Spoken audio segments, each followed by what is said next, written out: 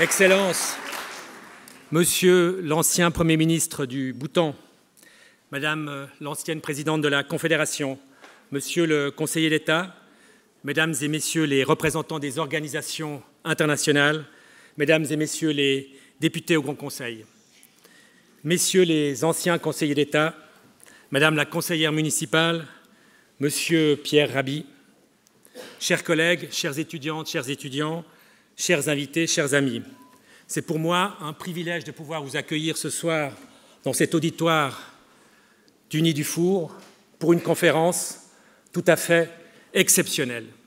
Cette conférence est exceptionnelle à plusieurs titres. Tout d'abord par sa participation. Vous êtes ce soir, mesdames et messieurs, 1500 personnes à avoir trouvé une place dans un des 3 auditoires qui a été ouvert pour cette conférence. Celui-ci, un autre auditoire dans ce bâtiment et un autre auditoire encore dans le bâtiment d'Unibation. Et pour les personnes qui, malheureusement, ne peuvent pas être avec nous ce soir, eh bien, il y aura la possibilité, dès maintenant d'ailleurs, de pouvoir suivre cette conférence en streaming. C'est une conférence aussi exceptionnelle par la présence de 2 conférenciers tout à fait exceptionnels. Et j'aimerais ici, évidemment, les saluer, les remercier d'avoir trouvé le temps, le chemin de venir jusqu'à nous à Genève pour partager avec nous leur vision du bonheur. Le bonheur est pour nous ce soir de vous avoir, Monsieur Rabhi et Monsieur Tinley, pour cette conférence qui va nous permettre d'aborder le bonheur national brut. On va l'aborder sous 2 angles. Tout d'abord avec vous, Monsieur le Premier ministre, ancien Premier ministre du Bhoutan, sous l'aspect de la manière de mesurer le bonheur. Et vous avez été, Monsieur le Premier ministre, innovateur. Vous avez, dans les années 1970, introduit ce concept du produit national, du bonheur national brut, qui est évidemment tout à fait particulier. Vous m'excusez, évidemment, ça c'est l'économiste qui n'a pas encore complètement changé ses concepts.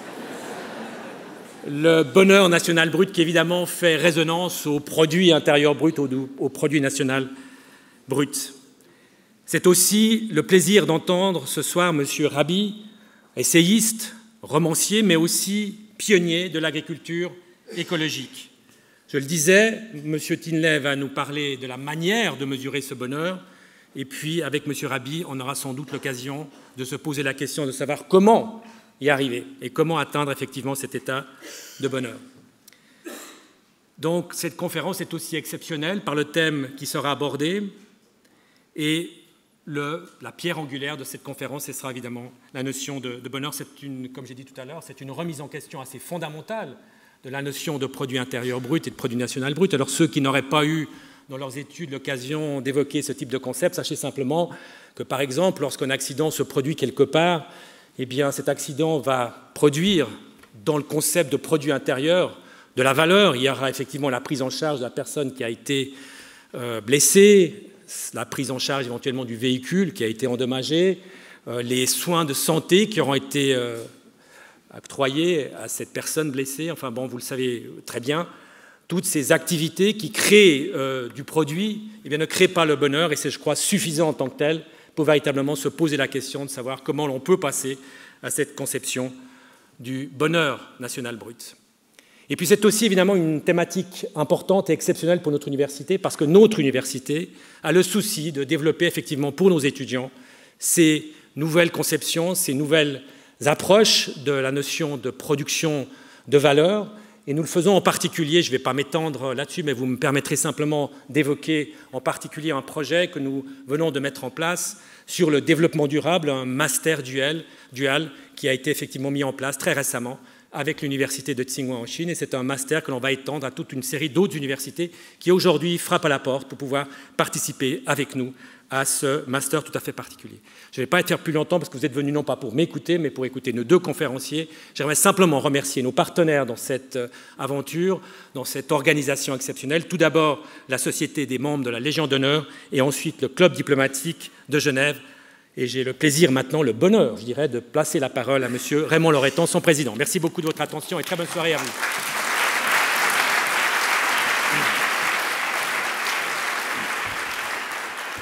Merci, Monsieur le Recteur. Mesdames, Messieurs, en vos titres et fonctions, chers invités, chers conférenciers et panélistes, que célèbre l'ONU le 20 mars depuis 2013? La Journée internationale du bonheur. Et c'est un vrai sujet, non seulement un sujet actuel, comme l'atteste l'incroyable auditoire et audience que nous avons aujourd'hui, mais aussi un sujet extrêmement grave dans un monde très désorienté par l'accélération de l'histoire. Et c'est ce qui nous a décidé, le club diplomatique, avec le soutien de la Fondation pour Genève et de généreux donateurs, de joindre nos forces avec l'université et la section suisse de la Légion d'honneur pour rendre possible cette rencontre au sommet de deux personnalités exceptionnelles. Dear Prime Minister, I got to know this innovative concept during a trip to Bhutan in 2008. At the time, you were blaming the global economy and the global economic crisis of 2008 of insatiable human greed, and stressed the need to instead focus on the Bhutanese notion of gross national happiness. And I'm sure you were not very far away from the conviction of Pierre Rabhi. Dear Pierre, your approach is holistic but also much more individualistic. Both, you are convinced of the need for a change of paradigm, both at the institutional as well as the personal level, but the question remains open, how to do it and how fast before it's too late. C'est à ces questions que vont répondre nos conférenciers, et avant de leur passer la parole, j'aimerais que Nicolas Frison de la Motte nous dise aussi quelques mots, le président de la Légion d'honneur section suisse. Nicolas.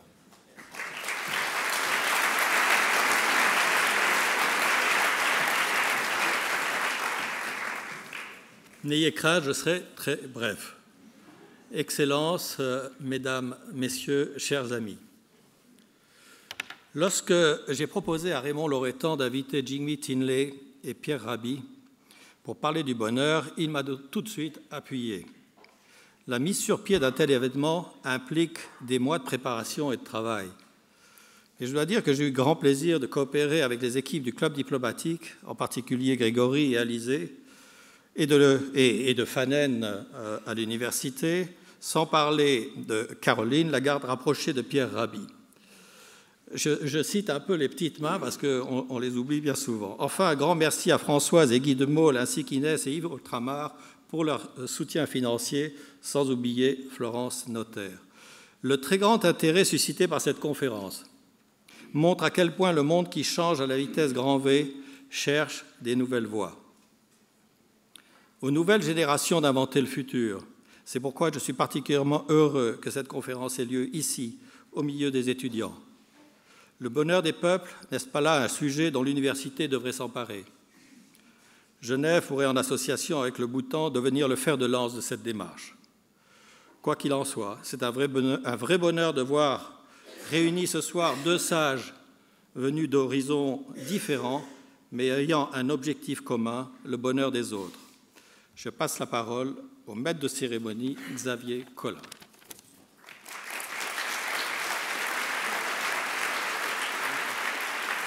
Voilà. Merci, Monsieur le Président de la Société des membres de la Légion d'honneur, section suisse. Merci, Monsieur le Président du Club diplomatique. Merci, Monsieur le Recteur, de nous accueillir au sein de cette prestigieuse université pour, j'allais dire, 45 minutes, même un peu plus de bonheur. J'aurai le plaisir d'animer cette table ronde. Je suis Xavier Collin, membre du Club diplomatique et chercheur associé au GCSP, le Centre de politique de sécurité de Genève. On a déjà parlé beaucoup de nos deux invités, Monsieur le Premier ministre, qui est donc le premier ministre élu d'un régime devenu démocratique. Je pense que le Premier ministre nous en dira quelques mots. Et puis Monsieur Pierre Rabhi, qui est intarissable. On a eu l'occasion cet après-midi de faire connaissance, notamment sur la transition énergétique. Vous ne pouvez pas l'arrêter. Sur le fond, il y aura un certain nombre de questions. L'intitulé de cette conférence, c'est « Bonheur national brut, réalité ou utopie ?» D'où la question sous-jacente, est-ce vraiment une réalité là-bas et ne serait-ce qu'une utopie ici, dans nos pays? Mais on peut inverser la proposition et dire, attendez, est-ce qu'on est sûr que là-bas, c'est une réalité, n'est-ce pas un mythe, peut-être, comme le disent certains, un leurre? Beaucoup de questions. La notion même de bonheur, le concept, avant même de s'attacher au bonheur national brut, il y a la question de savoir ce qu'est le bonheur. Après tout, c'est une qualité de type individuel. Est-ce qu'on peut la cultiver, j'allais dire, collectivement? Certains diront même autoritairement. Donc beaucoup de questions sur cette notion de bonheur. Quels sont les critères? Sur un concept plutôt subjectif, est-ce qu'on peut définir des critères objectifs? Qu'est-ce que c'est que le bonheur? Est-ce que c'est le bien-être? Est-ce que c'est la santé? Est-ce que ce n'est que cela? Est-ce que c'est la richesse? On rappellera que le Bhoutan, hôte d'honneur ce soir, est classé par les Nations Unies parmi les pays pauvres. Est-ce qu'on peut être heureux et développer ce concept dans un pays pauvre? Donc voilà pour le fond, plein de questions. Vous aurez la parole à la fin de ce débat. C'est un pays démocratique ici. Je ne peux pas dire que tout le monde aura la parole parce que c'est une question de temps et le bonheur est quelque chose qui se consomme mais avec modération. En revanche, on aura sur cette table ronde, au-delà de nos deux invités qui ont été largement présentés, nous avons la chance d'avoir deux éminents professeurs de l'Université de Genève qui sont des économistes, qui ont des approches différentes, mais qui, eux, s'intéressent justement à cette notion de définition du concept du bonheur brut. On aura le professeur Jaya Krishnakumar, qui est là, que je félicite d'être avec nous, et Jean-Charles Rocher. Donc voilà, pour la forme. Maintenant, tout de suite, la parole au Premier ministre du Bhoutan. Je vous en prie, the floor is yours, Mr. Prime Minister. Je rappelle que, en fait, Genève connaît déjà bien Monsieur l'ambassadeur et Monsieur le Premier ministre, puisque en 1994, vous étiez le représentant permanent de votre pays aux Nations Unies. Donc pour vous, c'est déjà un retour. Vous avez largement collaboré à cette définition du concept de bonheur national brut. Je vous laisse la parole. Merci, Monsieur le Premier ministre.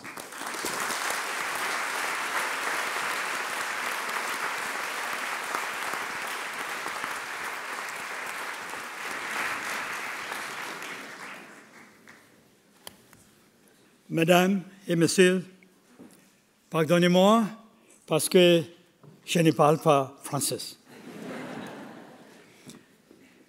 I would like to request the organizers if they could kindly arrange for me to receive a translation interpretation service when Mr. Pierre Rabhi begins to speak. I shall deliver my statement in English.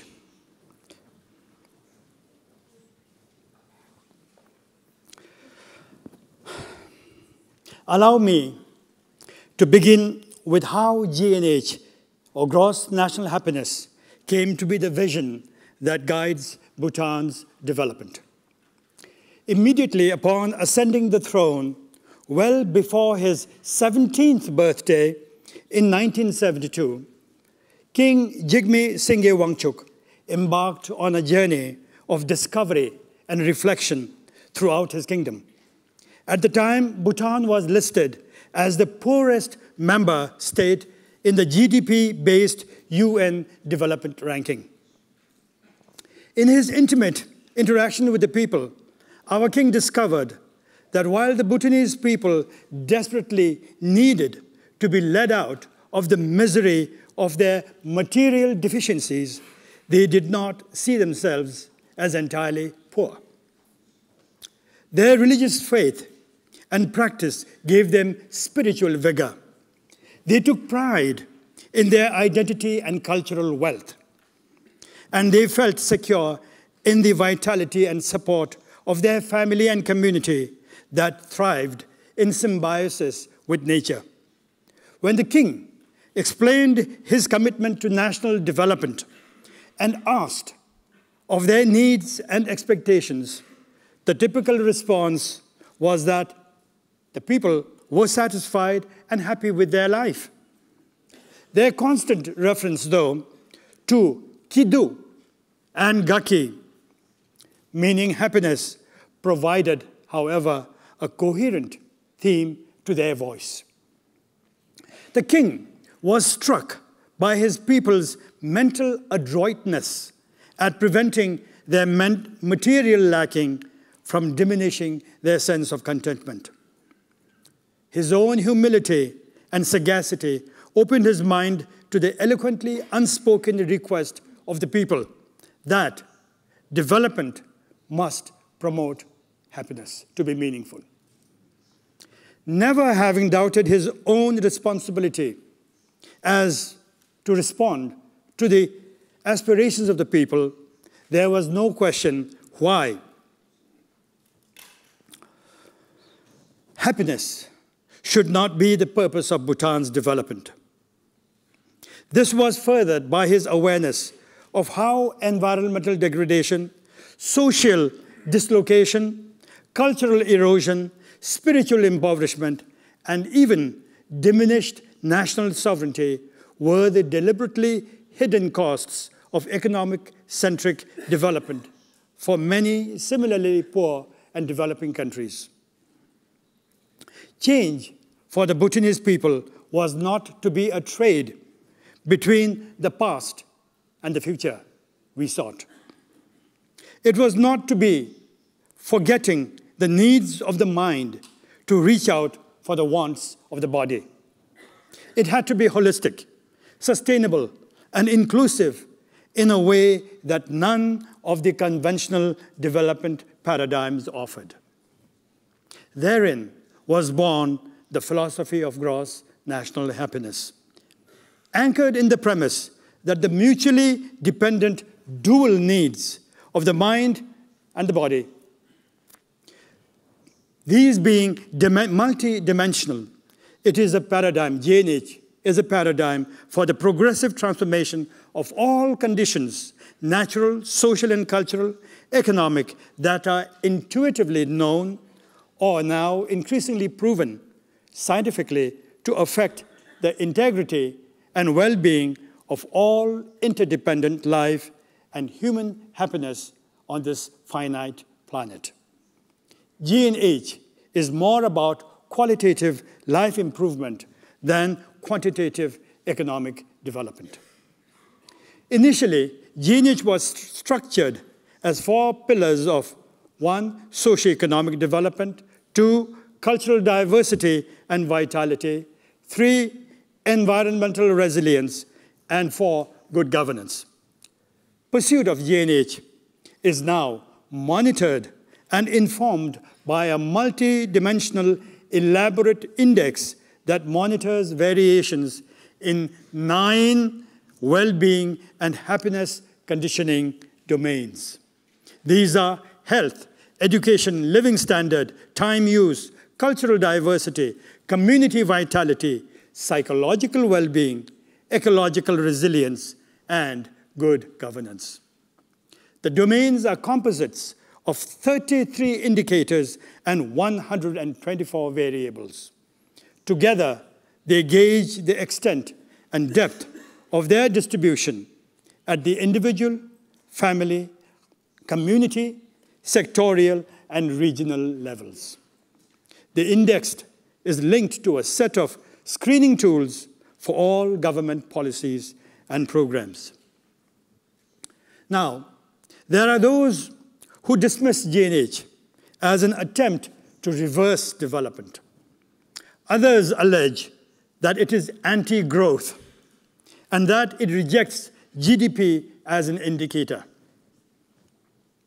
On the contrary, GNH advocates advancement, continuous advancement of holistic development by building on society's astonishing accomplishments. GNH is for balanced growth of all dimensions of human life, including economic, but rejects the possibility of infinite growth based on the notion that the resources of the planet are finite, while in fact the resources of the planet are finite. So infinite growth in a finite planet is what we do not agree with. GNH employs GDP, does not reject, but it employs GDP as designed by its author, Simon Kuznets, but it is confined to measuring certain economic changes only among the 9 dimensions. In point of fact, my country has thus far managed to balance modernity with tradition and growth with sustainability. Our forest cover, which was less than 64% at the beginning of development, has now expanded to 72%. Together with 51% of our territory declared as protected area, we are able to conserve our immensely rich biodiversity and demonstrate that development need not come at the cost of ecological degradation. These have emboldened us to make the daring pledge at the Copenhagen Climate Summit in 2009 to forever remain carbon neutral. Our cultural heritage, too, founded on Buddhist values which promote striving for the well-being of all sentient life, continues to guide us in our search for moderation, meaning and fulfillment in life. Its many vibrant manifestations are not in museums and tourist-attracting events, but in our everyday life. Economically, Bhutan has risen from the ignominy of the poorest to a middle-income country. The 2017 Sustainable Development Goals Progress Report shows Bhutan doing well and lists it among the top performers on poverty eradication, the most important of the 17 SDGs. Presently, our GDP per capita is the third highest in South Asia after the Maldives and Sri Lanka. And the World Bank describes Bhutan as, and I quote, one of the smallest but fastest growing economies in the world. Its annual economic growth of 7.5% on average between 2006 and 2015 compares favorably with the average global growth rate of 4.4%. Keeping his pledge to promote good governance as being critical to his vision, our former king ushered in democracy and abdicated the throne at the age of 53 in favor of our current monarch. It heartens me greatly to see that our current ruler has imbibed his father's qualities and is fully behind the kingdom's unfaltering devotion to GNH. But how happy are the Bhutanese people, you might ask? The latest survey of 2015 shows significant growth of 1.8% in happiness level. And about 91.2% of the people are experiencing happiness, while enjoying sufficiency in the 9 domains that are the conditions for happiness. But 8.8% of Bhutanese people reporting unhappiness is a very significant proportion and reflects the huge challenges ahead for Bhutan. Now, on the question of whether GNH is reality or utopian, I would ask, what is utopia in a world where every day human genius is flying society high over the ever-soaring horizons of reality on the wings of imagination? I urge you instead to ponder the growing evidence concerning the state of the world. These make clear that it would be suicidal to continue on the same materialistic development path. According to ecological footprint analysis, today's humanity uses the equivalent of 1.5 planets to provide the resources we use and absorb.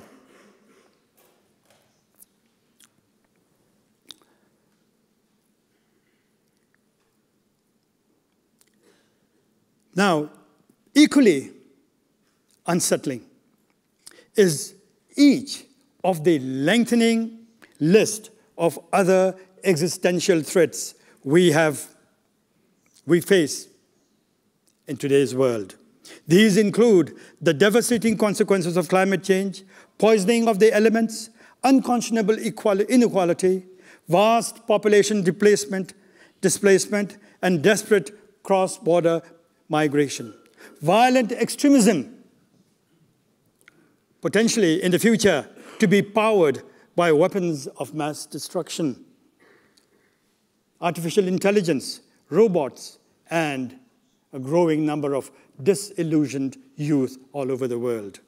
Then, of course, there's the unabating arms race and race for control of the depleted resources on Earth and the yet unfathomable promises in space.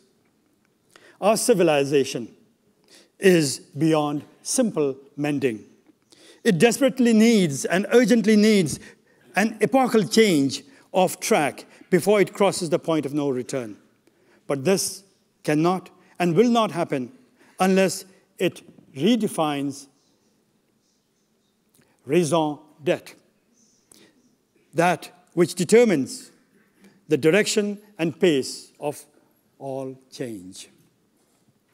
As human beings, we are naturally bound by the need for a higher reason than those common to all sentient beings for survival and physical well-being.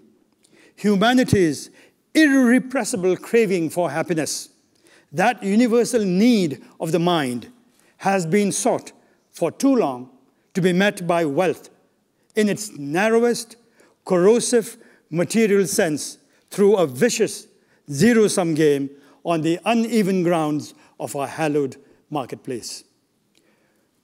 Where society made an even greater mistake was in worshipping wealth as an end, and made an even greater mistake was in worshipping wealth as an end, and its acquisition and accumulation as a symbol of success in life. This is what gave rise to the ethics of unrestrained consumerism that has brought the world to this perilous state.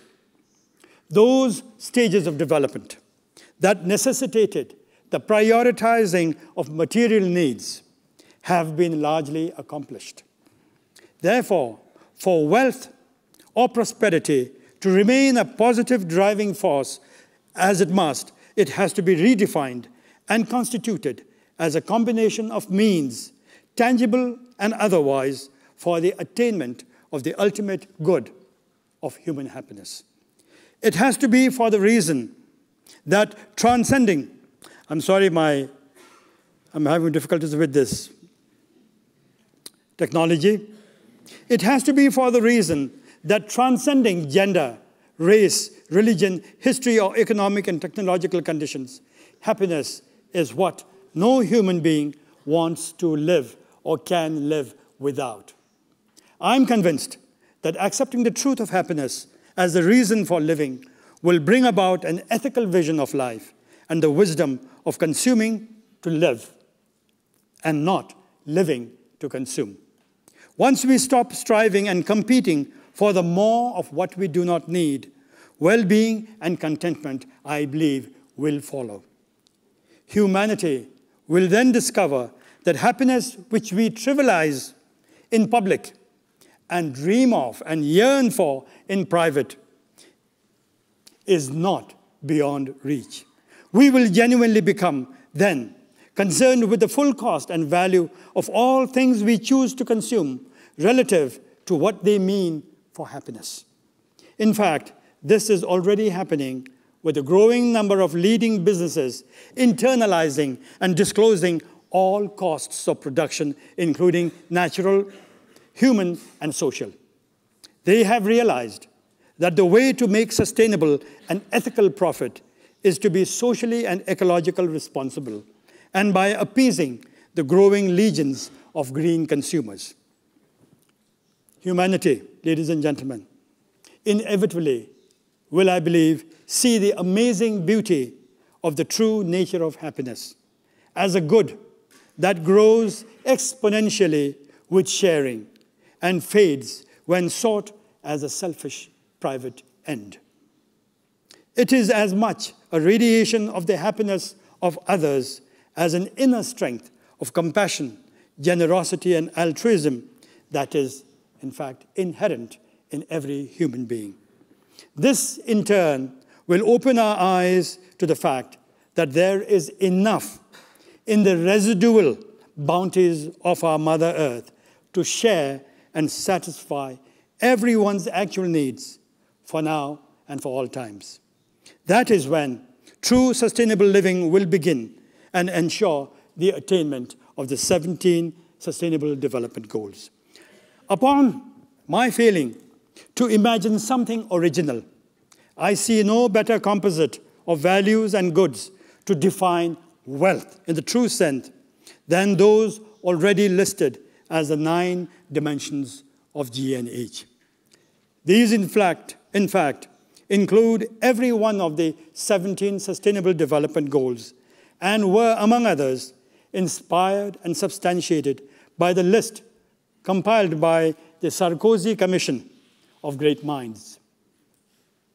Nevertheless, I know it is not exhaustive and will certainly need further refinement.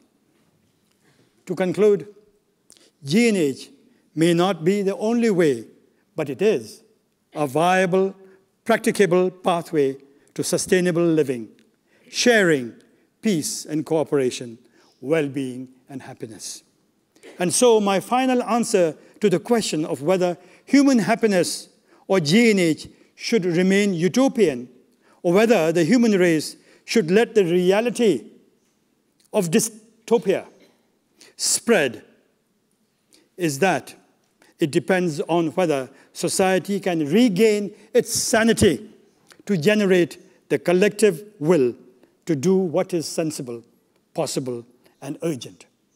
I believe the ideal of Sir Thomas More is a far better option than the nightmare of John Stuart Mill. The good news is that we still have the luxury of choosing to alter the course of human history and that of the planet into one of proud narrative for our posterity. I thank you. Merci.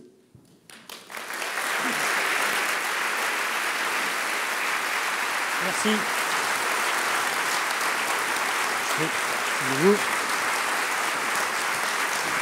Merci. Sit down. Merci, Monsieur le Premier ministre, de nous avoir éclairé sur la démarche qui a été la vôtre et celle des principaux responsables du Bhoutan, sur le fait que vous venez de dire que nous avons encore le choix. Je pense que Pierre Rabhi va revenir sur ce point. Je reste un tout petit peu perplexe sur ce sondage qui tendrait donc à démontrer que dans un pays, 91,2% des gens disent qu'ils vivent une expérience heureuse. Je ne suis pas sûr que si on posait la question ici ou dans quelques pays voisins, je suis même presque sûr que ce serait l'inversion des 8,8%. On verra. En tout cas, c'est très intéressant. Merci, Monsieur le Premier ministre. J'ajoute que Monsieur le Premier ministre n'avait pas rencontré Pierre Rabhi avant cet après-midi et que les deux hommes ont eu un grand plaisir, visiblement, à converser. J'en profite pour demander à la technique, voilà, je vois que c'est fait, pour être sûr que Monsieur le Premier ministre a bien la traduction. Pierre Rabhi, bonsoir. On dit de vous que vous êtes le sage qui murmure à l'oreille des puissants. Vous êtes surtout le sage qui est à l'écoute des jeunes. Pendant des années, on ne vous a pas écouté. Votre message n'était pas perçu ni par les médias, ni par l'opinion. Et tout d'un coup, ça s'est débloqué. Vous allez certainement nous expliquer pourquoi, en parlant de votre parcours. C'est un bonheur de vous accueillir et de vous laisser la parole, Monsieur Rabhi.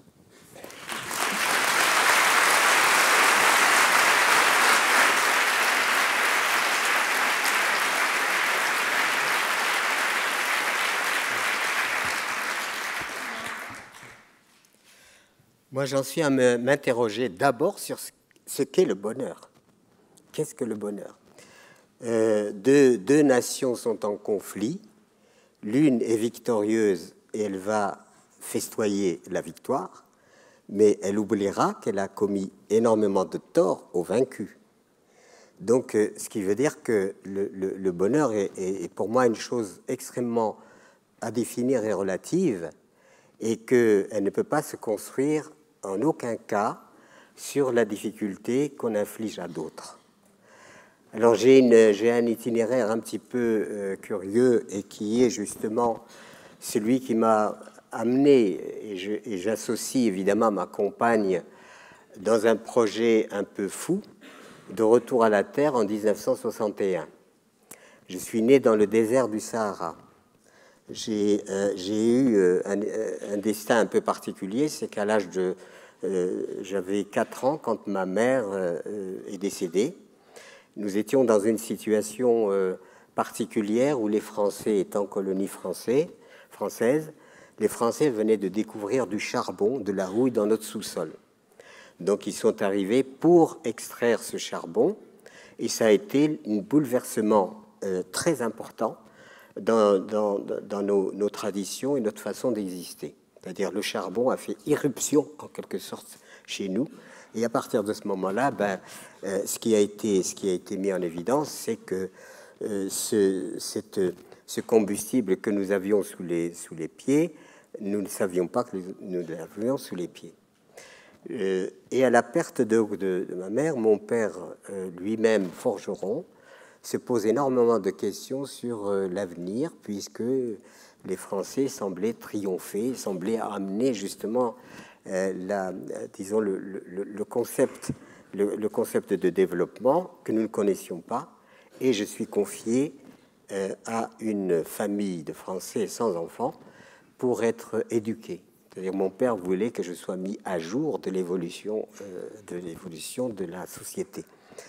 Et c'est là où j'ai commencé par vivre une situation assez particulière. C'est qu'en fait, ce que je constatais, c'est que quand je passais de ma famille musulmane, où on enseignait que Dieu est transcendant, n'a ni engendré, ni été engendré, je passais à la société chrétienne, où on disait mais si, Dieu a eu un fils unique, et donc ce fils unique, donc Dieu a engendré, alors que de l'autre côté, il n'était pas question d'engendrer.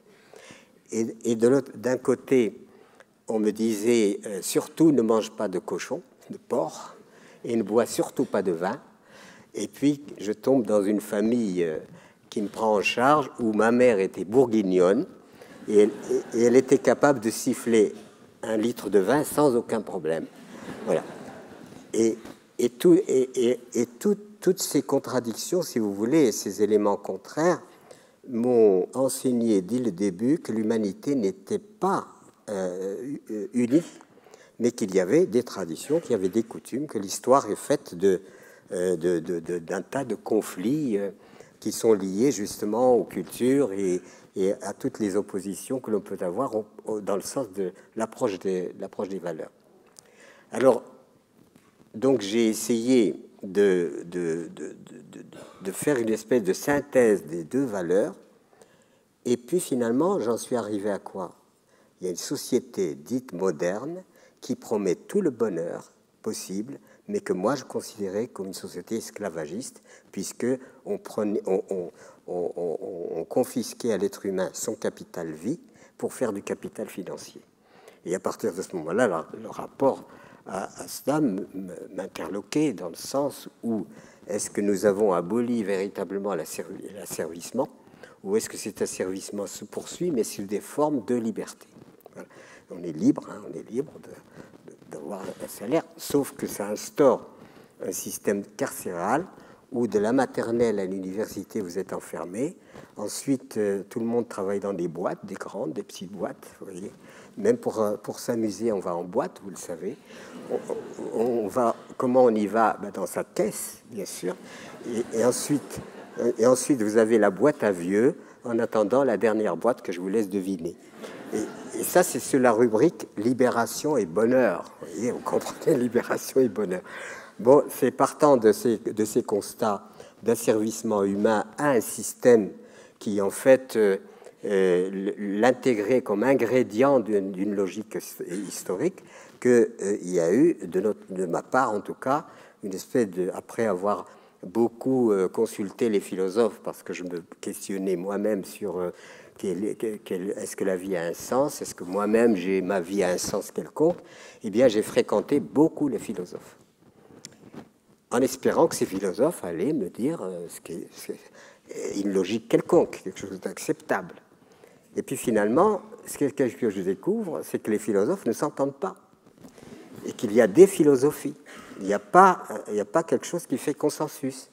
Et vous savez, c'est ce qui a donné le marxisme, et vous savez quel effet le marxisme a eu historiquement sur la société, et sur la société collective de l'humanité. Donc, par conséquent, qui a raison d'un philosophe ou d'un autre? Et chacun y va de sa tirade aussi sur le bonheur, mais en fait, qui a raison?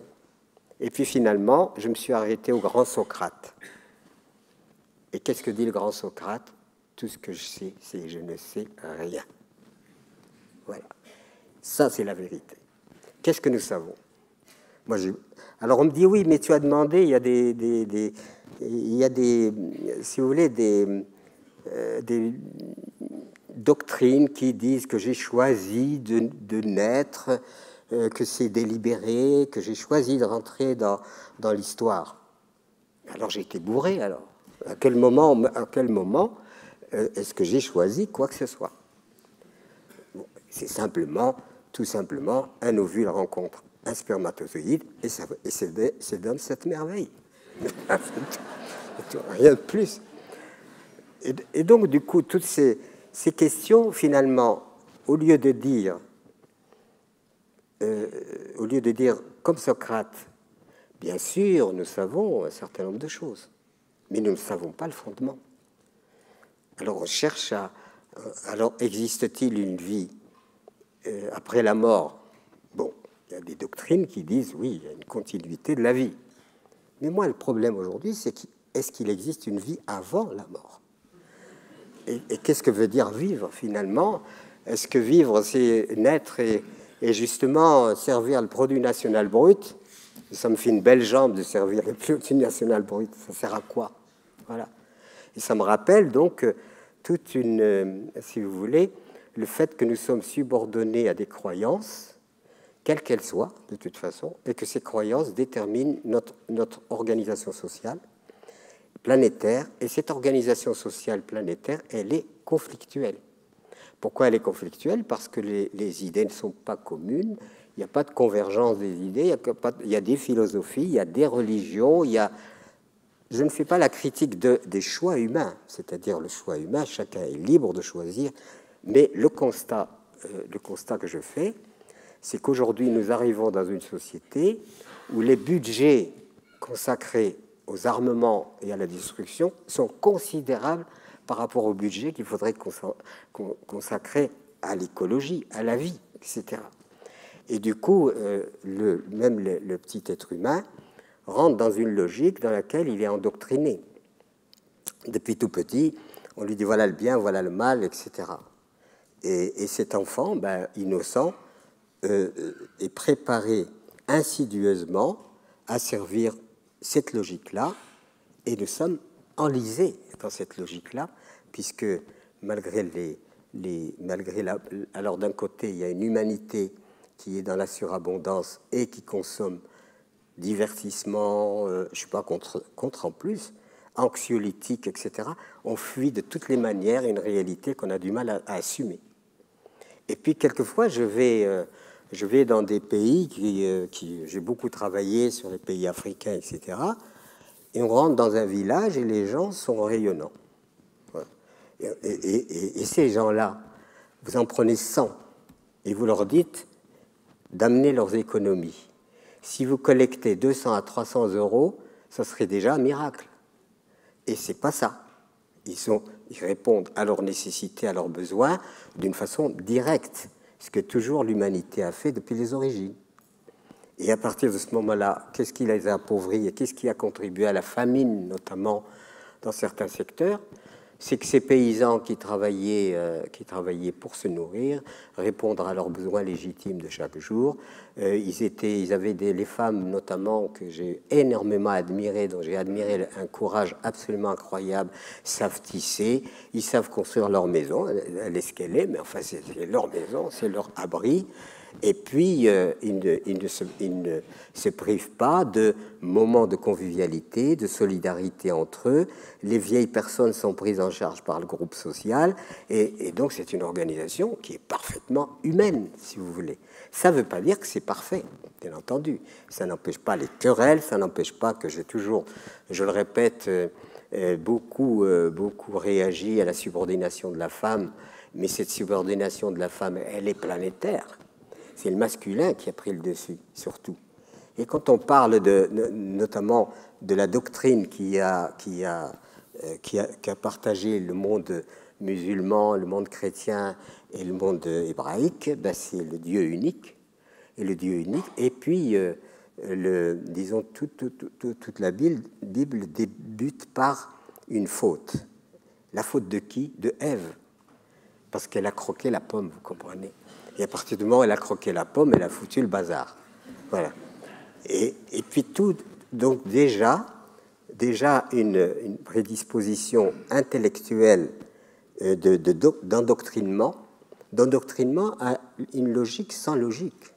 Moi, je ne vois pas pourquoi Dieu ne serait pas aussi féminin, masculin.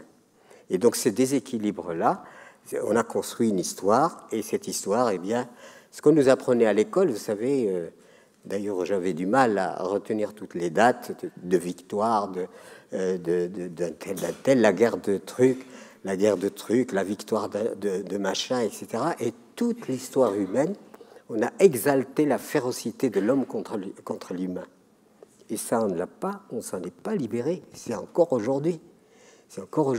Alors, comment, en fait, construire le bonheur dans une société qui a donné à l'antagonisme et à la rivalité les pleins pouvoirs, qui a donné à la technologie les pleins pouvoirs, qui dénature de plus en plus, bientôt plus de baleines, plus d'éléphants, et donc où la planète a été perçue non pas comme une magnifique oasis dans laquelle on a tout pour y vivre dans le bonheur, totalement heureux, eh bien on a fait de cette oasis une horreur, un champ de bataille, un champ d'épuisement, de pollution, de dégradation, etc. C'est-à-dire que le bonheur escompté, on ne fait que le repousser, on ne fait que l'annuler par nos comportements irresponsables.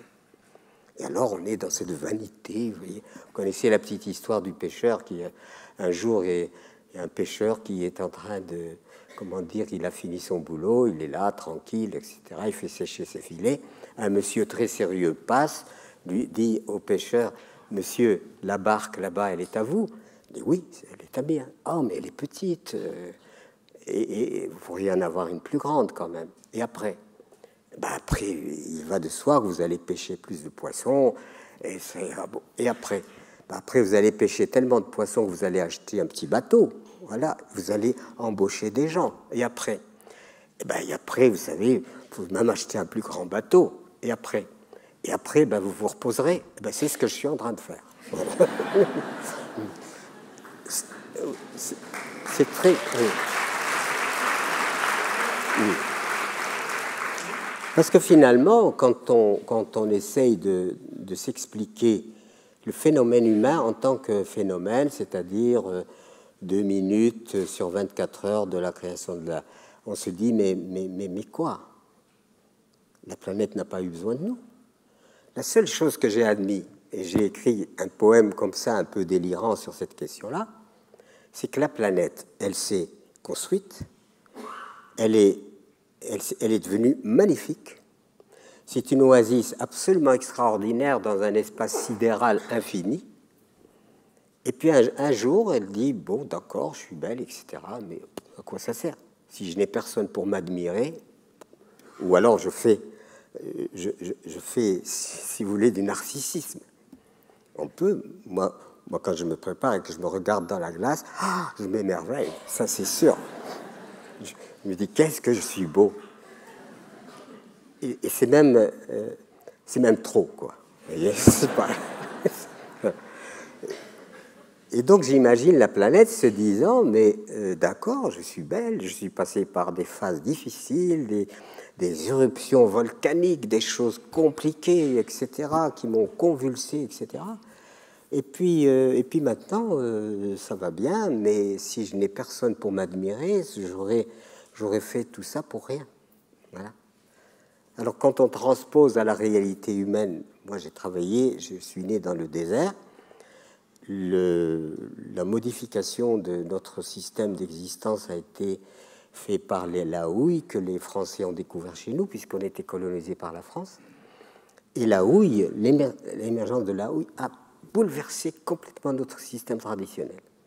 qui était organisé sur les pasteurs et les quelques fellahs, les agriculteurs, et les pasteurs et les agriculteurs, plus les artisans et tout ça, ça constituait une sorte de système de vie conviviale où il y avait une interdépendance de tous les individus. Cette interdépendance produisait de la solidarité, et cette solidarité produisait une logique humaine. Elle est ce qu'elle est. Sauf que à partir du moment où on est rentré dans l'ère industrielle, comme vous le savez, est-ce qu'on dit pétrolitique? Est-ce que ça existe, ça? Je ne sais pas si ça existe, pétrolitique. On est dans le pétrolitique, vous voyez. Et donc, à partir du moment où on a exhumé cette matière souterraine qui était stockée depuis des millénaires, elle a chamboulé tous les systèmes. Et donc, à partir de ce moment-là, on est dans quelque chose, et en plus, l'introduction, si vous voulez, de l'être humain en tant que promoteur d'un développement, lequel développement mal défini n'aboutit forcément pas au bonheur. Et le bonheur, eh bien, il est, je veux dire, quand il y a des conflits, et qu'il y a des batailles, etc., eh bien, ceux qui ont la victoire, ils vont être en liesse. Mais ceux qui ont échoué, ils vont être dans le malheur. C'est-à-dire qu'on va être heureux du malheur des autres. Je ne sais pas si je me fais comprendre. Donc, un bonheur, est-ce qu'un bonheur doit être au détriment d'eux? Est-ce que le bonheur doit produire quelque chose qui ne serait pas le bonheur? Ou est-ce que le bonheur est à retrouver dans ce qu'on pourrait appeler l'unicité humaine? Et aujourd'hui, malheureusement, eh bien, vous avez à peu près 1/5 de la population planétaire qui consomme les 4/5 des ressources. Ce qui fait que d'un côté, il y a les excès, les déchets et la surconsommation, qui d'ailleurs ne produit pas que du bon, puisque on est dans cette surconsommation, les choses perdent leur valeur. Et de l'autre côté, ben, comme je l'ai vu, des enfants qui agonisent tout doucement parce qu'il n'y a même pas un bol de riz. Donc, est-ce que nous pouvons concevoir un bonheur qui se circonscrirait simplement sur la logique qui prévaut aujourd'hui, la logique dominante, mais est-ce qu'il n'y a pas à mettre tout cela dans la générosité et le partage? Et la générosité, ce n'est pas seulement consacré à une catégorie humaine, mais généralisée. Moi, je me suis impliqué, évidemment, je ne serais certainement pas là à parler si je ne m'étais pas impliqué concrètement dans un certain nombre d'actions, de réalisation de structures, etc. Et l'une des priorités qui m'a paru être absolument un facteur de bonheur, c'est l'alimentation humaine. Et on a affaire à des zones, par exemple, comme le Sahel et certaines zones de l'Afrique. Eh bien, vous avez le Sahara qui avance et vous avez la forêt tropicale d'abord maigre qui recule et un phénomène de désertification. Et dans ce phénomène de désertification, il y a du malheur, de la famine, etc. Et quand on a examiné la situation, on a dit mais il faut que les gens arrivent à se nourrir. Et ils n'arrivaient plus à se nourrir. Pourquoi? Parce qu'on a introduit la question du gain financier. C'est-à-dire que ces paysans qui répondaient à leurs besoins alimentaires par eux-mêmes, avec leurs troupeaux, avec leur savoir et leur savoir-faire, on leur a dit, mais mon pauvre, jamais tu ne vas t'en sortir, il faut maintenant rentrer dans ce qu'on appelle l'économie mondiale. Et comment ils sont rentrés dans l'économie mondiale? On leur a dit, mais produis du coton. Mais tu vas produire du coton, tu vas produire des arachides, tu vas, selon les pays, etc., et tu vas produire, et tu vas livrer ça au marché. Et c'est comme ça qu'on a amorcé la dégradation. Mais tu vas cultiver, non pas selon la tradition, tu vas cultiver parce qu'il y a des substances, des engrais, des choses comme ça. Si tu achètes les engrais, etc., tu verras, la production va être énorme. Et le paysan, il dit, bon, moi, je n'ai pas de quoi acheter ces engrais. Je ne l'ai pas. Ça n'est pas grave, on t'avance les engrais, évidemment, à charge pour toi, que quand tu as récolté, tu amènes la récolte, la coopérative va gérer cela, elle va te payer ce qui te revient, déduction faite de l'avance qu'on t'a fait sur ça, c'est du concret, c'est pas des théories, c'est des choses que j'ai. Et c'est comme ça que certains villages se sont tellement appauvris par une dette qu'ils ne pouvaient jamais combler, dont ils ne pouvaient jamais se libérer, que beaucoup de pays, de villages, etc., sont rentrés dans cet endettement chronique, irréversible. Alors qu'est-ce qu'un père dit à son fils? Mais mon vieux, ne reste pas là. Il faut que tu partes en ville. Les villes grossissent. Et les villes grossissent, et ça entraîne quoi? Ça entraîne une demande extrêmement importante en combustible, donc déforestation. On multiplie les troupeaux rentrent dans le système de dégradation. L'espace se désertifie. Il y a de moins en moins d'arbres parce que des charrettes en permanence livrent aux urbains le combustible dont ils ont besoin et qu'ils sont aussi en nombre. Et voilà ce phénomène de désertification. Et à ce moment-là, ce qui se passe, c'est qu'il n'y a plus, dans cette désertification, la surface du sol se clarifie de plus en plus, elle devient de plus en plus claire. Et devenant de plus en plus claire, il se passe un phénomène, c'est qu'il n'y a plus de condensation. Il n'y a plus la condensation. La condensation n'étant plus là, les pluies se raréfient et la famine augmente. Et quand les pluies reviennent, eh bien, elles tombent tellement violemment sur ces sols dénudés que les sols, l'eau qui devrait être bénéfique à la terre devient maléfique à la terre parce que ça accélère les processus d'émigration de la terre par l'érosion. Je ne sais pas si je me fais comprendre. Voilà. Et bien voilà comment on crée pas du bonheur là. On est en train de créer du malheur, un véritable malheur on contribue à la création du malheur en pensant qu'on est en train de créer du bonheur. Et ça, c'est ces réalités qui amènent à la famine et des êtres humains qui n'ont pas un bol de riz à donner à leurs enfants. Comment voulez-vous qu'ils soient heureux? Et après, on s'aperçoit que dans les pays du Nord, non seulement on se nourrit, c'est pas forcément équitable, mais quand même, les pays du Nord, ils se nourrissent, ils ont à manger, ils sont bien vêtus, ils ont des toits sur leur tête, ils sont soignés, etc. C'est-à-dire qu'ils bénéficient de tous les avantages qui sont reliés à cette notion de bonheur, et les autres n'ont pas tout cela. Mais qui paye aussi? C'est aussi les biens, les ressources du Sud qui alimentent le Nord. Et ensuite, vous avez aussi la colonisation qui est très importante. Aujourd'hui, il y a quelques malheureux qui voudraient bien se mettre à l'abri des bombes, etc. On dit que c'est des émigrés. Mais l'Europe a immigré partout. Et ce n'était pas pour dire aidez-nous, c'était pour dire vous dégagez. Il y a des millions de peaux rouges qui ont été liquidés, etc. etc. Je ne suis pas là, je suis toujours embarrassé parce qu'en tant qu'Africain, on peut m'accuser de faire le procès de l'Europe. Mais je me sens tout aussi européen, puisque je suis investi de la culture européenne. J'ai beaucoup lu le monde européen, j'aime la culture européenne, j'aime tout cela. Je ne suis pas en train de faire un procès qui serait inéquitable entre le Nord et le Sud.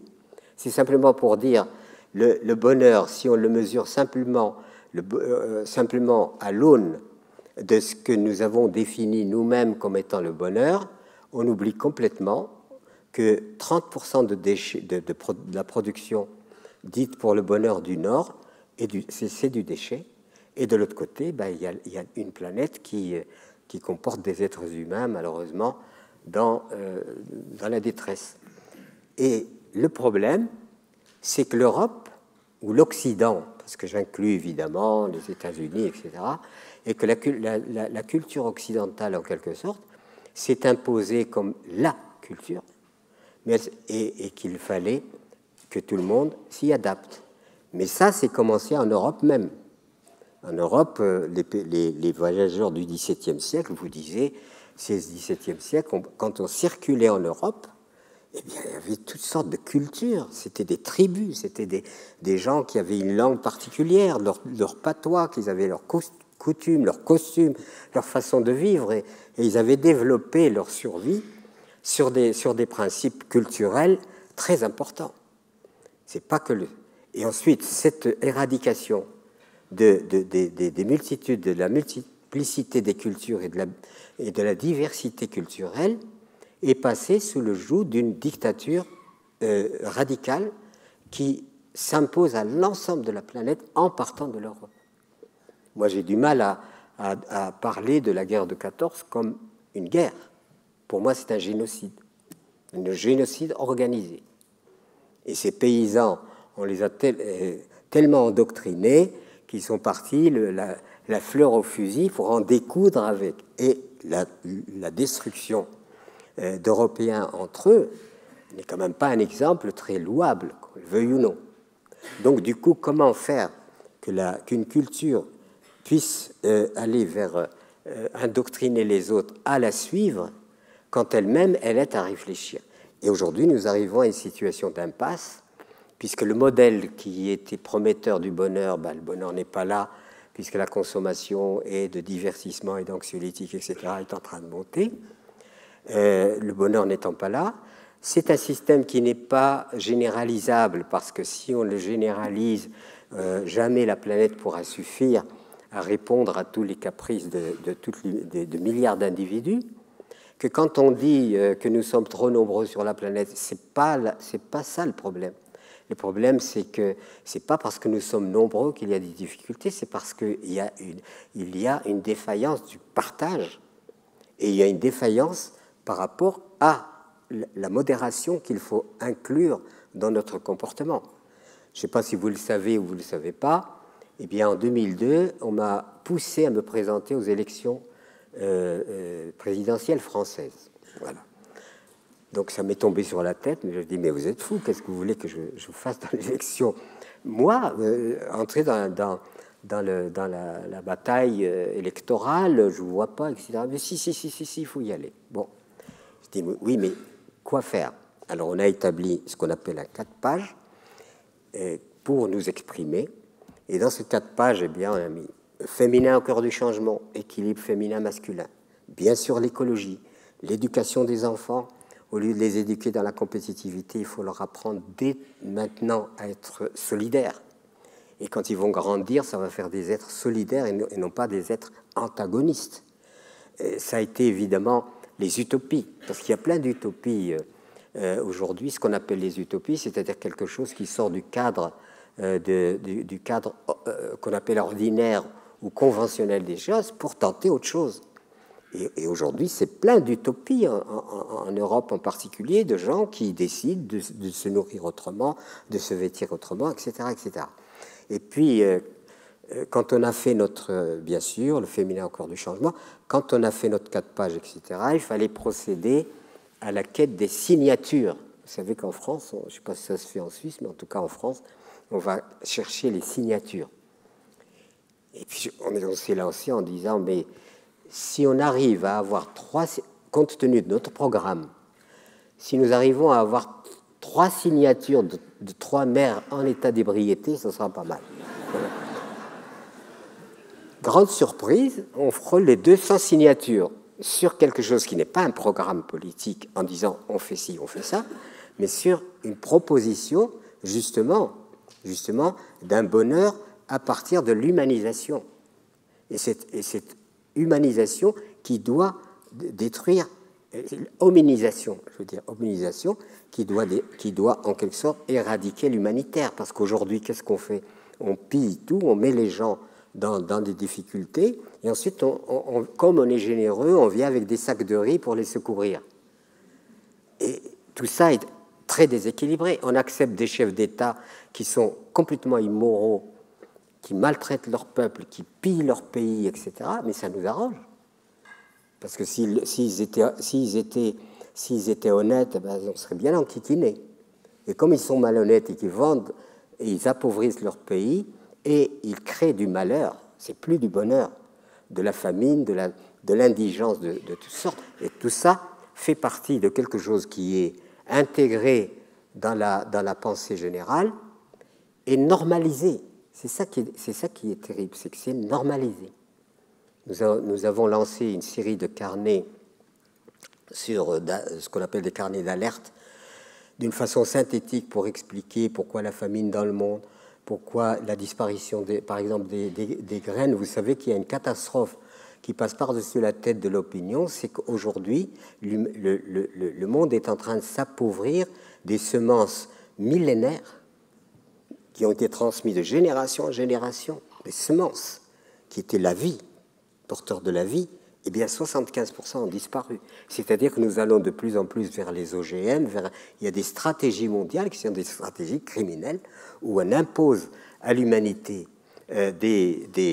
notamment des semences non reproductibles parce qu'il faut vendre.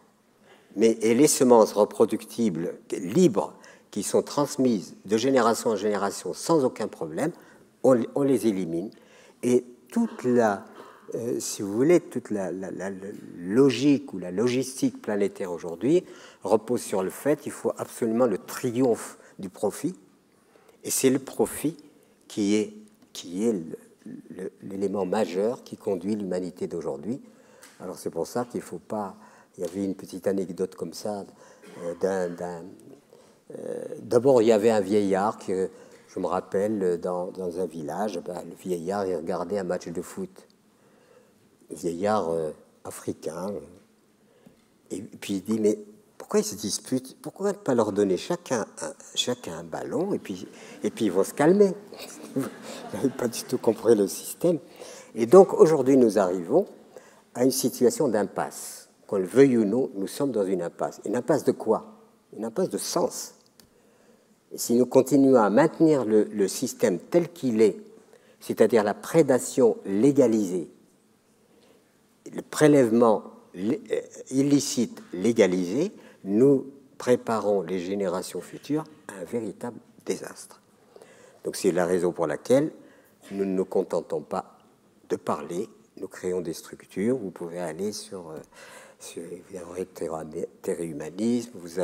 On vient de fonder un centre de formation à l'agriculture écologique au Maroc. On a différentes structures. Vous allez sur nos structures, vous verrez que nous ne faisons pas que parler, puisque nous proposons des alternatives.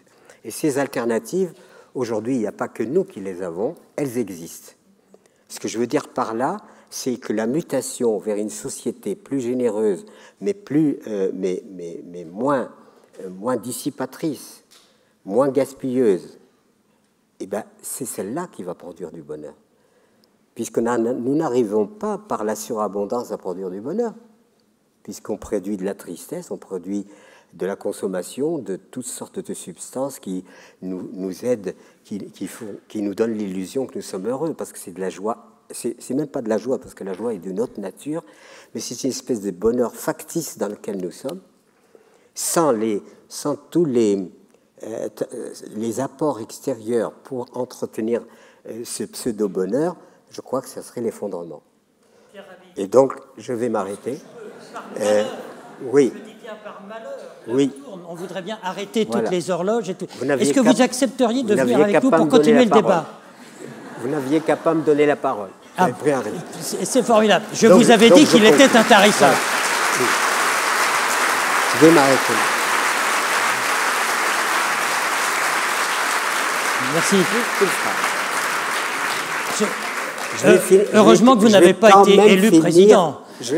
Ça aurait été plus long. Je vous garantis 2 minutes, mais c'est très important parce que c'est ce qui donne aussi sens à ce que j'essaye de dire. Nous sommes installés en Ardèche du Sud. Nous avons une ferme. Nous l'avons voulu. Et voilà, nous vivons sur cette ferme. Et il se trouve qu'un jour, on avait besoin de bois parce qu'on n'avait pas d'électricité, etc. On avait une petite forêt et on coupait le bois pour nous chauffer. Un ami vient m'aider. Cet ami vient m'aider parce qu'on n'avait pas de tronçonneuse, etc. Et puis on travaille toute la journée. À la fin de la journée, nous sommes contents du résultat. Et puis je regarde le panorama d'un coucher de soleil, mais extraordinairement beau, avec toutes les couleurs de l'arc-en-ciel. Et il se trouve que sur ce panorama se découpait, puisque c'était en plein hiver, un arbre qui faisait dentelle. Et ça ajoutait une beauté extraordinaire. J'étais comme ça, extasié devant cette beauté extraordinaire. Je veux partager mon bonheur avec mon ami qui était venu m'aider, et je lui dis, regarde, regarde. Il me dit, il y a au moins 10 stères. Merci, merci, merci. Merci, M. Rabi. Merci, merci. Asseyez-vous, je vous en prie.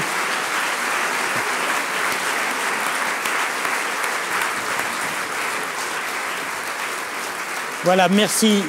Merci encore, Pierre Rabhi. On va demander au Premier ministre ce qu'il pense de tout ce que vous avez dit. Vous avez aussi parlé non seulement de bonheur, de la définition de ce qui pourrait être le bonheur, mais vous avez introduit cette notion de malheur, presque de malheur national brut dans certaines circonstances. Je vais demander maintenant à nos deux amis professeurs de l'Université de Genève de nous rejoindre, donc Jaya Krishnakumar et Jean-Charles Rocher. Venez nous rejoindre. Je disais tout à l'heure que vous êtes deux spécialistes de l'économie, de l'économétrie, et puis vous avez, même si les approches sont différentes, je vous en prie, madame, venez à ma droite, et monsieur là-bas, on va vous donner aussi, voilà, tout cela. Et je voudrais avoir votre avis à l'un et à l'autre sur ce qu'on a entendu. Au fond, ça n'est pas contradictoire, sauf peut-être sur un point, et j'ai besoin que vous nous éclairiez à ce sujet, c'est que d'après le Premier ministre, quelque part, cette notion de bonheur national brut est de nature à entraîner la croissance, et puis finalement, M. Rabi a l'air de dire, mais non, ce n'est pas forcément compatible. Qu'est-ce que vous en pensez par rapport à cette définition du bonheur sur laquelle vous travaillez beaucoup ici au sein de l'université? Bonsoir tout le monde. Tout d'abord, j'aimerais remercier de m'avoir invité à participer dans cette table ronde. Et une première réaction à chaud sur les deux interventions dont on ne connaissait pas le contenu, il faut quand même que je le dise. En fait, pour la plupart, je suis d'accord avec ce qui vient d'être dit, et c'est d'ailleurs un de mes domaines de recherche récemment, ça fait quelques années que je travaille là-dessus. En fait, le bonheur, est-ce que je parlerai plutôt de bien-être que de bonheur? Peut-être qu'on y reviendra sur l'éventuelle différence subtile, mais le bien-être humain, c'est pas... Je pense que la plupart d'entre nous, et tout le monde sera d'accord que le bien-être humain, c'est qu'il faut avoir une vision multidimensionnelle de ce bien-être, et que la période ou l'époque où on disait que le revenu par tête était une bonne mesure du bien-être est dépassée. Et je crois que ça, c'est le cas pour quasiment tout le monde maintenant, que si on pose la question est-ce que l'argent fait le bonheur, je pense que la plupart d'entre nous, sinon tout le monde va dire non.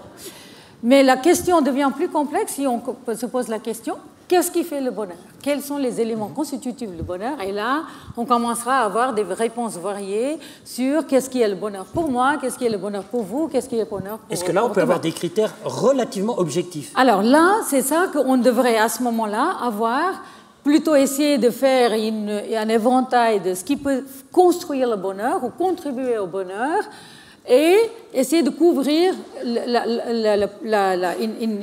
un large éventail de domaines. Et ce qui fait d'ailleurs le bonheur national brut, c'est d'avoir les éléments objectifs, parce que je pense qu'il faut quand même garder les éléments objectifs, et comme les deux intervenants ont bien expliqué, je pense que la richesse matérielle, dans une certaine mesure, devrait y figurer. Ce n'est pas pour nier la croissance économique, mais aussi ajouter les dimensions sociales, culturelles, spirituelles, même politiques, tout ce qu'on veut, environnementales évidemment, tous les éléments qui devraient être d'égale importance, sinon peut-être plus, et puis peut-être qu'on peut en parler de la pondération des différentes choses, et c'est là que va être la vision de chacun.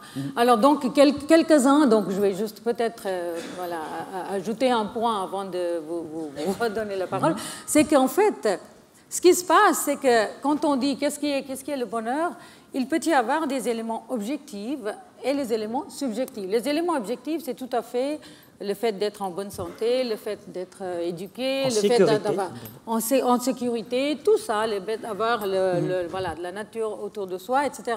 Ça fait des éléments objectifs, mais après, il peut y avoir des éléments subjectifs. Est-ce que je me sens heureuse avec tout ça? Qu'est-ce qui me rend heureuse ou heureux? Et c'est là, je pense qu'il faut faire attention à donner beaucoup de poids, ou alors il faut les traiter avec caution, ces éléments subjectifs, parce que je vous donne un tout petit exemple. Deux individus peuvent vivre dans des mêmes conditions, Puis un peut être très heureux, un autre peut être très malheureux, ou pas très heureux. Parce que c'est une démarche personnelle, ça et ça n'a rien de collectif, c'est bien ça le problème. Non, c'est-à-dire, il y a un extrême où on peut dire, on laisse chaque individu définir ce que c'est son bonheur.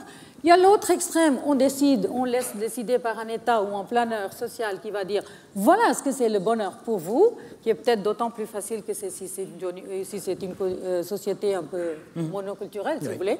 Dans une société multiculturelle, ça va être difficile. Ou alors, au milieu, on dit on va avoir un débat consensuel, démocratique, pour décider qu'est-ce qui nous fait le bonheur. Donc, ce que je voulais dire, c'est que les éléments subjectifs, il faut faire attention que parce que si on ne fait pas, on les prend pas avec précaution, on pourra être amené à augmenter le bien-être de ceux qui se plaignent tout le temps, par exemple. Et peut-être je voudrais demander diminuer... au professeur Roche, qui a beaucoup travaillé sur la question aussi, sur des caractères peut-être plus économiques, mais vous avez travaillé beaucoup aussi sur la notion d'altruisme, hein, c'est-à-dire que la position dominante, la pensée dominante économique, c'est qu'on est assez égoïste, on pense à son bien-être, et vous, dans vos travaux, vous dites ça n'est pas tout à fait le cas. Donc est-ce que la voie du bonheur, c'est ça, c'est peut-être cette voie d'altruisme sur laquelle vous travaillez ? Tout à fait. Alors tout d'abord, c'est très intimidant de parler après deux orateurs exceptionnels. Mais c'est un bonheur aussi. Hein, mais c'est un bonheur. Et les réflexions que m'amènent leurs exposés, c'est précisément qu'il nous faut renouveler le modèle économique traditionnel qui est bien triste puisqu'il suppose que nous sommes égoïstes et que nous cherchons uniquement à maximiser notre satisfaction personnelle. Eh bien, ce n'est pas vrai. Et des travaux récents ont montré que l'altruisme est assez fréquent et qu'il ne demande qu'à être cultivé, à être développé par l'éducation. Et c'est pour ça que je suis très très sensible aux deux exposés qui nous ont montré qu'on peut changer les choses. Et je voudrais donner une illustration de comment l'altruisme peut changer les choses. Nous travaillons avec mon équipe au lien entre l'altruisme intergénérationnel et le problème du réchauffement climatique. C'est un problème de toute première grandeur, le problème du réchauffement climatique. Et les solutions que proposent les économistes traditionnels, c'est-à-dire la taxe carbone ou bien le marché des droits à polluer, ça ne marche pas. Et pourquoi ça ne marche pas ?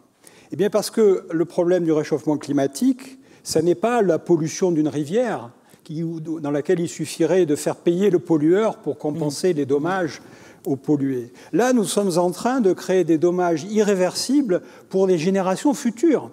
Et nous ne pouvons pas compenser les générations futures. Et nos hommes politiques et nos femmes politiques, ils sentent bien qu'ils doivent représenter les intérêts de leurs électeurs. Et si ces électeurs ne se préoccupent pas des générations futures, eh bien les politiciens ne vont pas mettre en place de véritables solutions.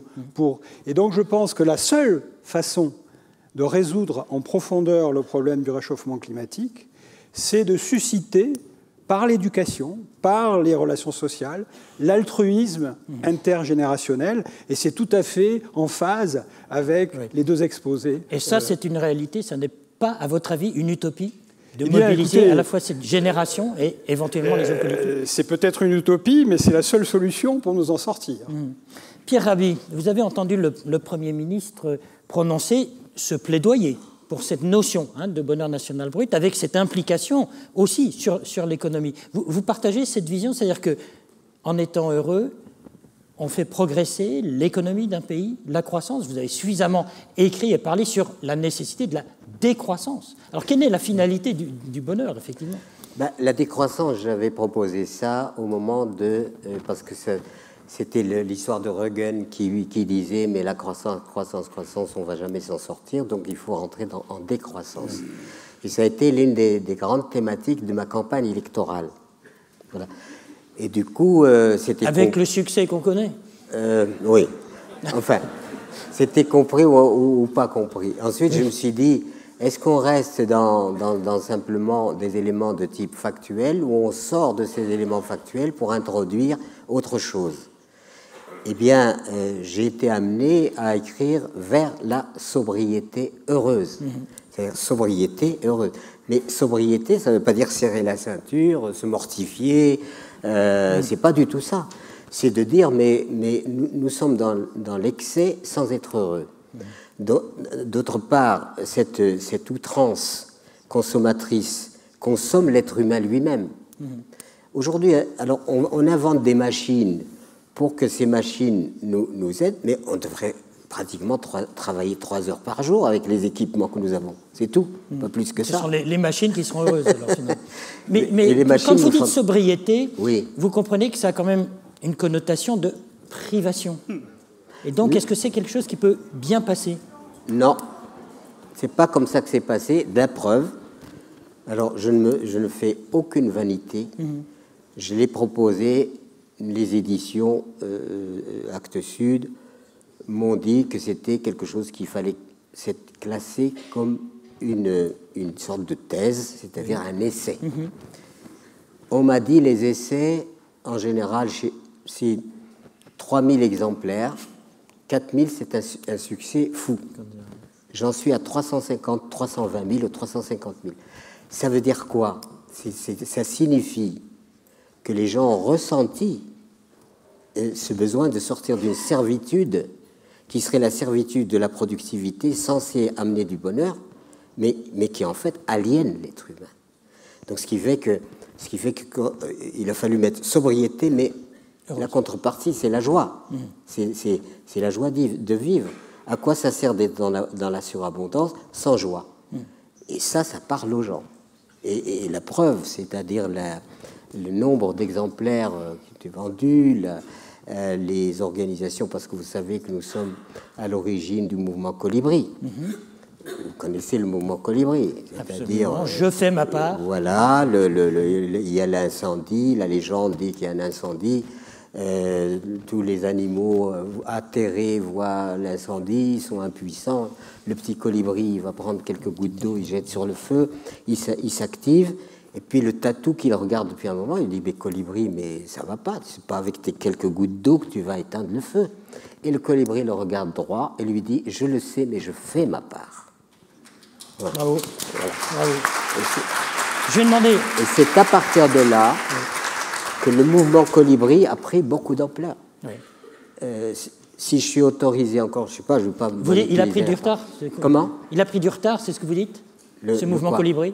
Non, il a pris de l'ampleur. Ah, de l'ampleur, pardon. Oui. Deuxième utopie. Oui. Nous sommes dans une voie de désertification sociale. Oui. C'est-à-dire que l'individu se trouve de plus en plus seul face à son destin. S'il perd son boulot, il est quasiment foutu. Il y a des dispositifs, évidemment, des États qui le soutiennent, en tout cas en France. Et j'ai dit, mais nous allons vers une société sans salariat, parce que le salariat va s'arrêter. Et bien, constituons tout de suite des oasis de vie. Et rassemblons, que les gens se rassemblent et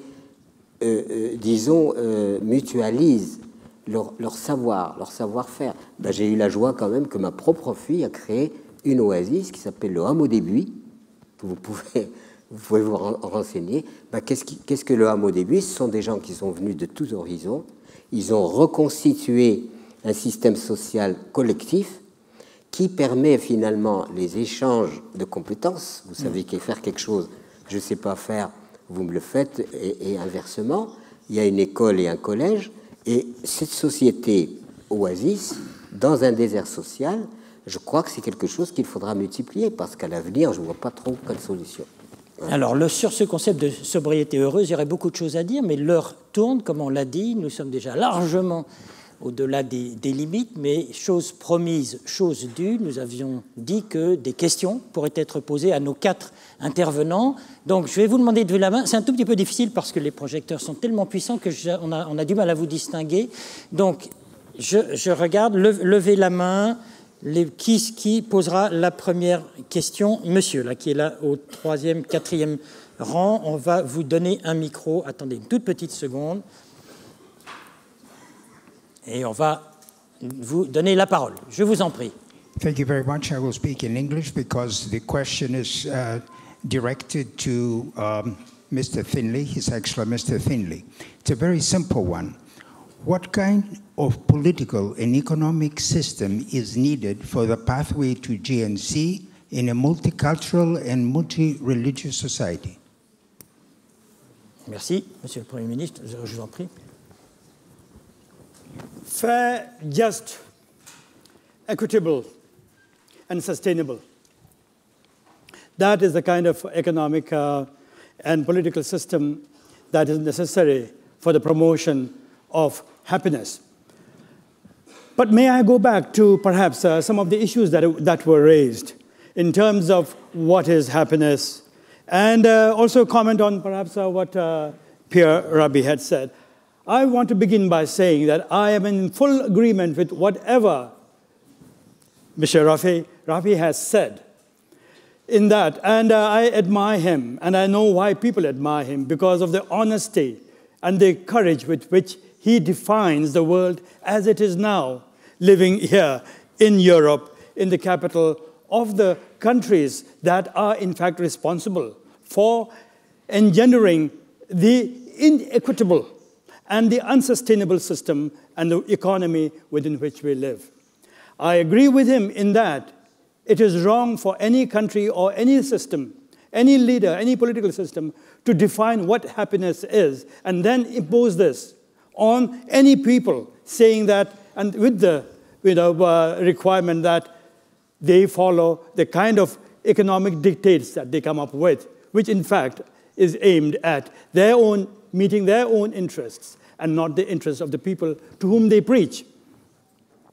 Now, so I am also in agreement with the solutions that you suggested, including what you included in your manifesto.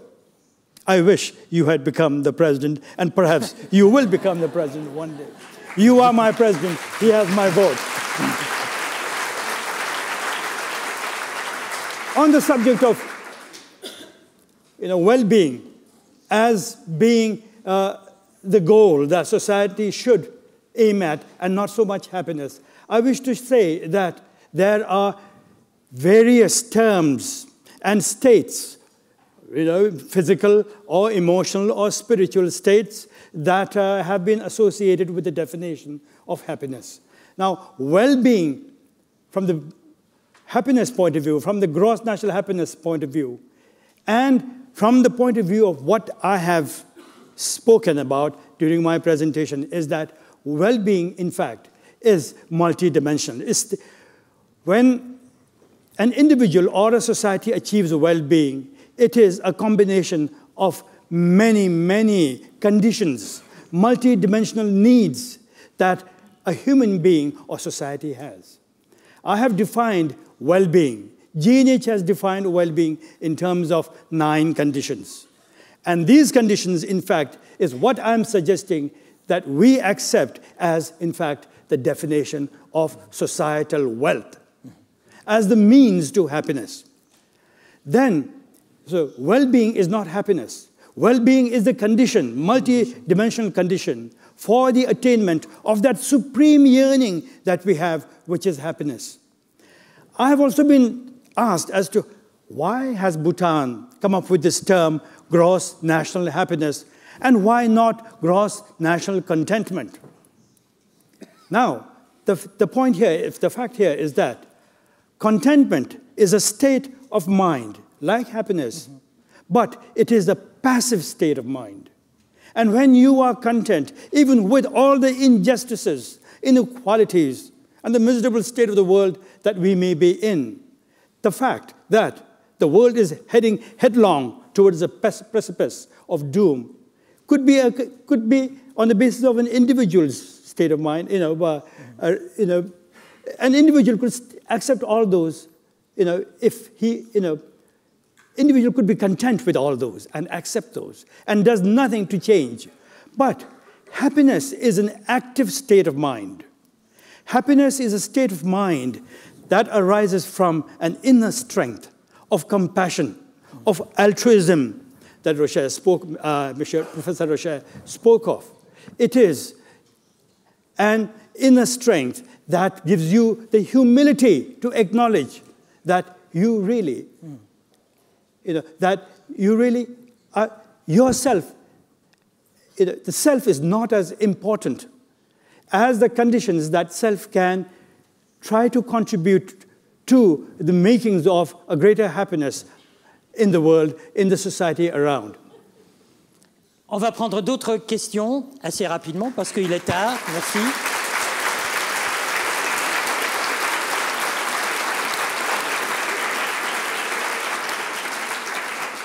Alors, d'autres questions? Ah oui, mais c'est très bien, il y a beaucoup de questions. Je prends le premier rang, là. Oh, c'est difficile à voir. I appreciate everything that is said, but Prime Minister, I have an urge of a question. What need is it to set a list of 9 rules, of the golden rules, if you cannot impose them? I mean, we will need how many centuries to have the world wise? So how do you make up with this enormous issue? Thank you. The 9 dimensions that I spoke of, which are the domains for happiness, are not a set of rules or regulations imposed on the people. The 9 dimensions are the conditions we think, we feel intuitively, and now science is proving increasingly, economics is improving, is proving, is that in order for a human being to be able to pursue happiness, it cannot be left, and it should not be left to the individual alone. That is wrong. When I was elected as a Prime Minister, I felt that I was elected to serve the people. And how do you serve the people? By fulfilling, by responding to their interests, to their aspirations. And it has been the discovery of my king in his interaction with the people, confirmed every day that the only and the supreme yearning of every individual, not only in Bhutan, but universally throughout the world, is that they want happiness. And as I said, intuitively and based on empirical examples and evidence, is that there are basic conditions that a human being needs to be able to pursue happiness successfully. He cannot do it himself. He needs support in terms of social services. These include education, for instance, health. He needs an environment of good laws, equity, justice, freedom, rights, the right to determine what he wants to do with his own life, and the right to be able to tell the person to whom he has voted, he's given his vote, to say, I want you to do what I want. And in fact, that is what the elected are elected for, given the vote. So the 9 domains are the conditions that enable and support the citizens to pursue happiness. And these are the basis on which the citizens can take the government to account and say, look, these are the 9 basic conditions that I need for my well-being and for my happiness. And you have not given me the roads that I need to be able to travel from one part to another. You have not given me the kind of rights and freedom that I need to be able to be happy. Where is the health, basic health services? Where is this treatment, this service that my wife needed to avoid the avoidable death that could have been prevented with basic health service? Why did I not get it? So what we are saying through the GNH is that the government, the system, needs to be held accountable on the basis of creating or not creating conditions for the citizens to become happy.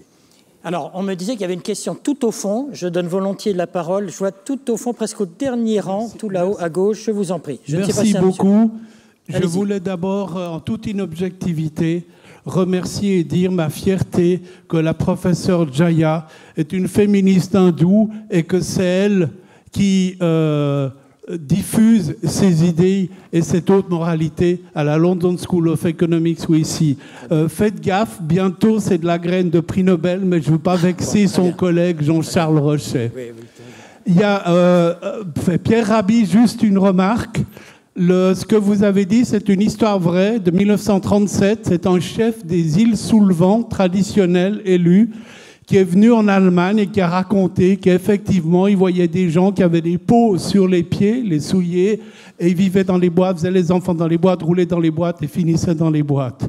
Mais ma question délicate, Your Excellency, you have been in charge with the United Nations, but you know the file. What happens about generosity, happiness in Bhutan with the thousands of Nepalese discriminated? What is fake? What is wrong? What is true? Thank you very much, and sorry to come with this delicate question. La question, il faut la traduire? Non. Merci, tout est traduit. It is a sensitive, it is a delicate question for which I must appreciate your bringing it and raising it. You see, we need a world where everyone has the freedom and the confidence to be able to speak his or her mind out. And we need people who have some or major position and power to be able to influence the outcome of the questions that are being raised. Now, with respect to the situation in Bhutan, let me tell you, Bhutan went through the same kind of situation that Europe is now going through. Migratory movements that you are seeing, which has led to creating problems, shameful situations, shameful problems, whereas Mr. Pierre Rabhi had said, people coming to seek refuge, desperately in need of security and support, are being sent back. Even in many cases, knowing that they're going to die back in the sea. They're coming in these shabby boats, and you're sending them back, and they drown. Thousands have drowned in their effort to find safety and security in what they see as the place of refuge, and that's Europe, that's the West. Now in Bhutan, what you should know is that, like many other developing countries, which are the destinations, either and as well as the sources of migration and population displacement, Bhutan too was the destination of a major migration from a neighboring country. And we had at one time so many migrants that they were, in fact, equal in number, almost. A high proportion of the Bhutanese population comprised of migrants. Mm-hmm. For our own survival and for our own security, we had to impose rules, impose laws and regulations of the kind that is the right of any country to protect their sovereignty. What you need to know is that Bhutan is a country which has always been open to refugees from Nepal, from Tibet, and from other parts of the world as well, from India. Mm-hmm. Now, presently in Bhutan, I would like you to know that the proportion of Nepalese, ethnic Nepalese in Bhutan, those who came to Bhutan through a legal process, who have the right of residence and life in the country, and who enjoy equal rights, comprises 25%. During the time that I was Prime Minister, 25% of the parliament were ethnic Nepalese. Mm. 25% of the cabinet in my ministry, in my cabinet, were Nepalese, ethnic Nepalese. And the deputy speaker of the parliament was ethnic Nepalese. And today also, much of the private sector is now dominated by ethnic Nepalese, who enjoy every right, equal rights. J'ajoute à ce sujet que tout le monde n'est pas forcément d'accord avec vous sur la position, effectivement, de certaines ethnies qui n'ont pas toujours été bien accueillies. Mais c'est un autre débat, on pourrait l'avoir. Mesdames, Messieurs, ça fait bientôt 2 heures que nous sommes ensemble. Nous avons largement dépassé le temps qui nous était imparti. Nous sommes dans une université où la parole est libre, mais de toute façon, il y a quand même certaines limites. Je voudrais remercier avec vous, je pense que vous serez d'accord, nos 4 intervenants. Merci. Je voudrais aussi remercier, je voudrais aussi remercier les 3 entités qui nous ont permis, d'organiser ce débat extrêmement intéressant, tout à l'honneur de cette notion de bonheur. Et puis je voudrais vous remercier, vous-même, mesdames, mesdemoiselles, messieurs, d'avoir prêté attention à tout ce qui a été dit ce soir. Je vous souhaite une très bonne soirée. Merci à tous et à toutes. On n'a pas le temps de